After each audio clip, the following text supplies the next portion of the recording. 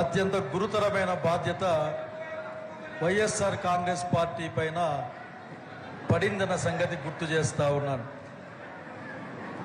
ఆంధ్రప్రదేశ్ రాష్ట్రాన్ని, ఆంధ్రప్రదేశ్ ప్రజలను దుర్మార్గమైన చంద్రబాబు నాయుడు నాయకత్వంలోని కూటమి ప్రభుత్వం చేసే అత్యంత నష్టాన్ని, కష్టాన్ని ఎదుర్కోవడం కోసం ఈ రోజున మన నాయకుడు జగన్మోహన్ నాయకత్వాన ఈ రాష్ట్ర ప్రజల రక్షకులుగా వైఎస్ఆర్సీపీ పార్టీ కార్యకర్తలు, ప్రత్యేకించి బలహీన వర్గాల్ని కాపాడుకోవడం కోసం మన రమేష్ నాయకత్వాన ఈ రోజున మన జిల్లాలో జరుగుతున్న ఈ కార్యక్రమానికి చెప్పుకోవడానికి కొత్తగా అంటూ ఏమీ ఉండదు. ఈ రోజున ఏదైతే చంద్రబాబు నాయుడు అనే కూటమి నాయకుడు దశాబ్దాల కాలంగా బీసీల జీవితాల్లో ఎటువంటి మార్పు రాకుండా కేవలం బలహీన వర్గాల్ని ఓటు బ్యాంకుగా మాత్రమే గుర్తించి అటువంటి మాటలు మాట్లాడుతూ పబ్బం గడుపుకునే ప్రయత్నాన్ని చూశాం.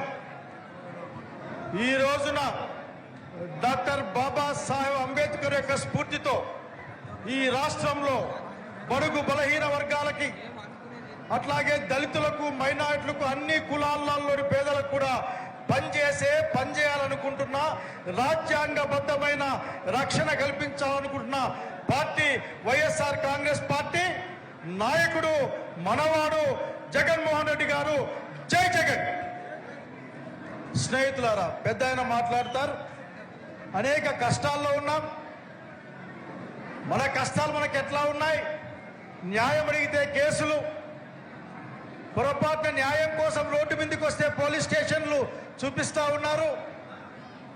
నేను ఒకటే మాట ఎప్పుడు చెప్తా ఉంటా, మనం ఎవ్వరం కూడా భయపడడానికి, ఎవరో భయపడిస్తే భయపడడానికి పుట్టలేదు, భయపెట్టడానికే పుట్టాం.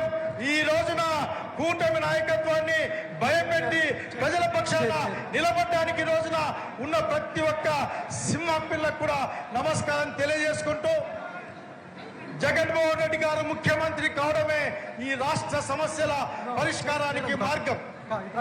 జగన్మోహన్ రెడ్డి గారు ముఖ్యమంత్రి కావడమే ఈ రాష్ట్రంలో బడుగు బలహీన వర్గాల, దళితుల, మైనార్టీల, మహిళల, పేదవాళ్ళ యొక్క ఆత్మగౌరవం కాపాడటానికి మార్గం. కనుక జగన్మోహన్ రెడ్డి గారిని ముఖ్యమంత్రి చేసుకునేంత వరకు ఎంత కష్టమైన, నష్టమైన, నిష్ఠూరమైన అడుగడుగున నిమిషం పనిచేయాలని కోరుకుంటూ, ఇక్కడి నుంచి మీరు స్ఫూర్తితో వెళ్లి గ్రామాలకి పెద్ద ఎత్తున మన పార్టీని, జగన్మోహన్ నాయకత్వాన్ని బలోపేతం చేయాలని కోరుకుంటూ సెలవు తీసుకుంటా ఉన్నాను.